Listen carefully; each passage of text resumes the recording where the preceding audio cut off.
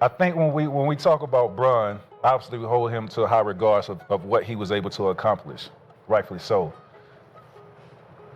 But when you look at Bron and you look at Kobe, Bron is the system. Mm-hmm. Do we agree with that? Yep. Bron is the system. Kobe played in the system. Mm-hmm. Do you think if Bron played in a system like the triangle and Kobe was the system, do they have the same type of success individually? I don't think so. That's the question. You got them in deep thought right now, Ponder. So you put put Bron in the triangle with Shaq in the triangle. No, put him in the triangle. I'm just saying, put him in the triangle. It doesn't. Oh, okay, put him in the triangle. Yeah. Okay. Does he have that same success as a player? Who, Kobe? Both of them. If Cole played like Bron, pace, controlling tempo, facilitating. Oh, pass the ball now. He ain't passing that. No. So Bron. So what you saying? So the 81. No. Okay, so if you're taking, Bron can't play like Bron can't play like Kobe, or Kobe can't play like Bron in the system. Kobe can't play like Bron. I gotta give him those teams too. Then give him the teams. So I gotta give him the teams. The teams he scored all the points on, and they didn't win nothing because he don't care about them. So he don't win. Yeah, 81. He's gonna get the scoring. He's gonna get all the scoring titles. He's gonna get the scoring titles. But he has a record in scoring for sure. But he's not gonna win, Swag. He's perfectly positioned to take that away. Excellent ball denial from Artest. Bryant has to come outside to get it. Drives, fires a long three. It's good! At the buzzer! Kobe Bryant nails the three-pointer. Tracy McGrady and Gilbert Arenas just had a conversation that LeBron fans never wanted to hear. Two NBA legends sat down and systematically dismantled the idea that LeBron James belongs in the GOAT conversation with Kobe Bryant. But they didn't just give opinions. They broke down the fundamental basketball differences that separate true masters of the game from great athletes. The moment of truth came when T-Mac posed a simple question. If LeBron played in the triangle offense like Kobe, and Kobe was allowed to be the system like LeBron, who would have more success? Gilbert's answer was swift and devastating. No. LeBron would never win a championship in the triangle. Hit that subscribe button, because what these former All-Stars revealed about LeBron's limitations exposes why being the most athletic player doesn't make you the greatest player. And trust me, their analysis is about to destroy some popular narratives. The system versus playing in the system. T-Mac and Gilbert identified the fundamental difference that separates Kobe from LeBron. LeBron is the system. Kobe played in the system. This distinction reveals everything about their basketball mastery levels. When they say LeBron is the system, they're talking about how his entire approach to basketball revolves around high pick-and-roll actions. LeBron needs the offense structured around his specific skill set. Driving lanes, spacing for his limited shooting, and constant screening actions to create advantages. Kobe, on the other hand, could thrive within any offensive system because he had mastered all aspects of scoring. The triangle offense didn't need to be changed for Kobe. He adapted his game to maximize what the system provided. That's the mark of a complete player. The hypothetical they discussed was devastating for LeBron's legacy. If you put LeBron in Phil Jackson's triangle offense, he'd struggle because the system requires players to operate in isolation situations with diverse scoring skills. LeBron's limited post-game, inconsistent shooting, and reliance on athletic advantages wouldn't translate well.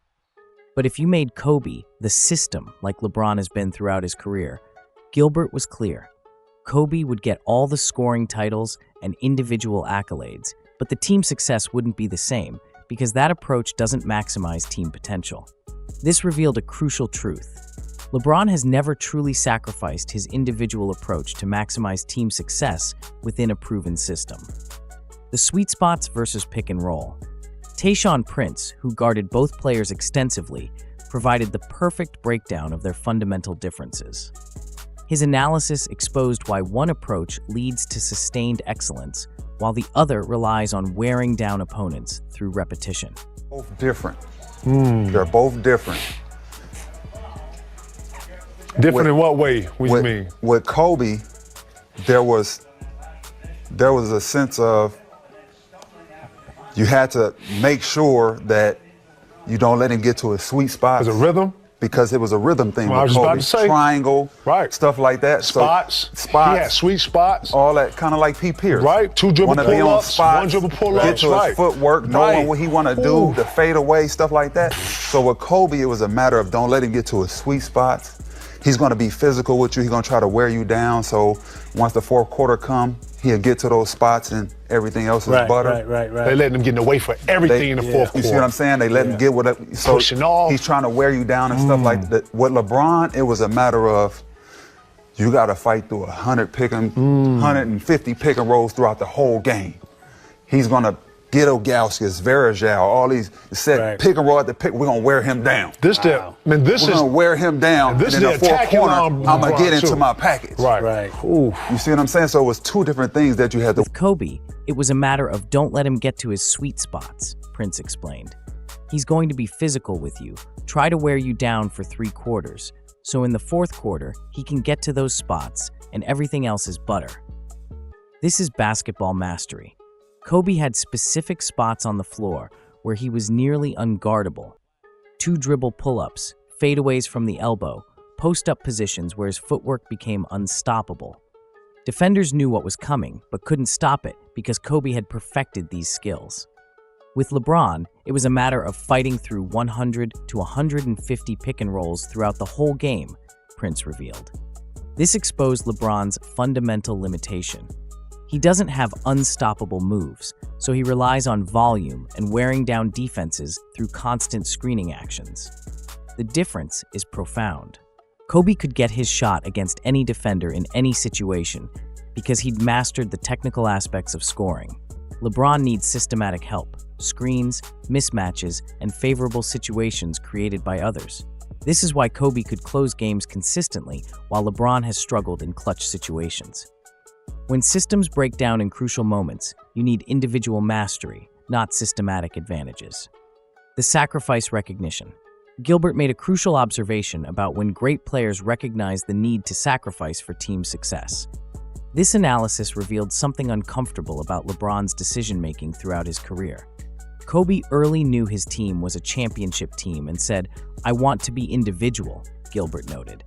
But when he got Paul Gasol, he realized we're good enough to win, and he sacrificed to play in the system. This shows basketball IQ and maturity. Kobe recognized when his team had championship potential and adjusted his approach accordingly. He didn't need to leave or demand trades. He evolved his game within the existing framework. With LeBron, there were times where he was sacrificing to win when his team wasn't good enough to win yet, Gilbert observed. This revealed a fundamental flaw in LeBron's approach. He often made the wrong strategic decisions about when to be individual versus when to be systematic. But more damaging was the implication that LeBron's sacrifices were often just recognition that he needed better teammates to implement his system effectively. When he couldn't make his teammates better through the system, he left to find better pieces rather than developing more complete individual skills. The pattern became clear. Instead of mastering skills that would work in any system, LeBron kept changing systems until he found ones that accommodated his limitations. The complete player problem. T-Mac dropped a devastating observation. If LeBron would have been introduced to the triangle at an early age, he would have expanded his game tremendously. But if we take LeBron as he is now and put him in the triangle, I don't think there's a question who the greatest player would be. Will he be better than Kobe? No. This exposed the fundamental flaw in LeBron's development. Instead of becoming a complete player who could succeed in any system, he became dependent on systems designed around his specific strengths and limitations. The triangle offense forces players to develop post moves, footwork, mid-range shooting, and the ability to operate in isolation situations. These are the skills that separate good players from great players, and great players from all-time legends. Gilbert's analysis was brutal. The triangle forces your footwork, and that's what he lacked. He was horrible as a one-on-one player. When you remove the systematic advantages, the pick and rolls, the spacing, the favorable matchups, what's left of LeBron's offensive game? The conversation revealed that LeBron's entire approach to basketball has been about maximizing his athletic advantages rather than developing complete skills. That works when you're 25 and physically dominant, but it explains why his game has declined more dramatically than other all-time greats. True legends develop skills that work regardless of athleticism, system, or teammates.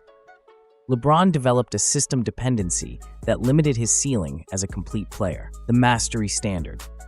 Crucial point that separates true legends from great athletes: mastery of the game itself. To be a top 5 basketball player, you have to be a master of the game. Master of the game. This standard eliminates LeBron from the conversation because mastery requires excellence in all phases of basketball, not just the phases that suit your physical gifts. Jordan, Kobe, Kareem, Hakeem, Duncan, these players mastered offensive and defensive skills that worked in any era, any system, any situation. Gilbert's observation about NBA players was telling. A lot of them just tall and big. They just made it because they're tall and good enough. But being physically gifted enough to succeed doesn't equal mastery of basketball fundamentals. LeBron falls into this category, an incredible athlete who became very good at basketball but never mastered the complete game. His success came from optimizing his physical advantages rather than developing comprehensive skills.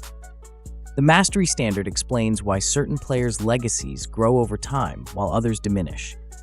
As people understand basketball better, they appreciate complete skill sets more than athletic dominance. When you apply the mastery test to LeBron's game, the limitations become obvious. Inconsistent post-game, limited footwork, struggles with contested mid-range shots, defensive lapses, and most importantly, inability to elevate teammates within structured systems. The top 5 reality. The brutal conclusion of T-Mac and Gilbert's analysis was clear. LeBron doesn't belong in the top 5 all-time discussion when you evaluate complete basketball mastery rather than just athletic achievement and statistical accumulation. Jordan, Kobe, Kareem, Hakeem, and Duncan all demonstrated the ability to dominate within team systems while maintaining individual excellence. They developed skills that worked regardless of teammates, coaching, or era. LeBron's entire career has been about finding the right circumstances rather than developing complete skills. When circumstances weren't favorable, he changed teams rather than improving his own limitations. The pick-and-roll dependency that Prince identified isn't just a stylistic choice, it's a limitation. Great players can succeed in multiple offensive systems because they've mastered fundamental skills. LeBron needs specific systematic advantages to be effective. This analysis explains why LeBron's teams have always needed to be restructured around his specific needs, while players like Kobe could adapt to existing successful systems. It's the difference between accommodation and mastery. Most importantly, it reveals why former players who competed against both recognize the difference, even when media narratives try to equate athletic longevity with basketball greatness. The uncomfortable truth. Tracy McGrady and Gilbert Arenas accidentally provided the most honest analysis of LeBron's limitations that we've heard from former players. Their systematic breakdown of why Kobe succeeded in structured systems while LeBron requires customized approaches revealed the fundamental difference between basketball mastery and athletic optimization. The triangle offense discussion wasn't just about one system. It was about complete skill development versus dependency on favorable circumstances. Kobe developed skills that worked anywhere. LeBron developed a system that needed to be implemented everywhere he went. Tayshaun Prince's defensive perspective sealed the analysis. Kobe had unstoppable moves that required specific defensive attention, while LeBron relied on volume and systematic advantages that could be neutralized with proper preparation and conditioning. The sacrifice discussion revealed character differences. Kobe adapted his approach when he recognized championship potential, while LeBron changed situations when his approach wasn't working. Most devastating was the mastery standard. True legends develop complete games that transcend athletic advantages, era, teammates, and systems. LeBron optimized his physical gifts but never achieved complete basketball mastery. This conversation proves that former players recognize distinctions that casual fans and media narratives often miss. Being great and being one of the greatest require different standards, and LeBron falls short of the higher standard regardless of his impressive statistical accumulation. If this analysis of what separates athletic greatness from basketball mastery opened your eyes to how former players really evaluate legends, make sure to subscribe for more honest breakdowns from people who actually played at the highest level. Because sometimes the most important truths come from those who competed against greatness personally. So I've never seen this before, have you? Like Tom Hanks watching Wilson roll on the beach. And I thought Montrezl played it right. Candace, you want to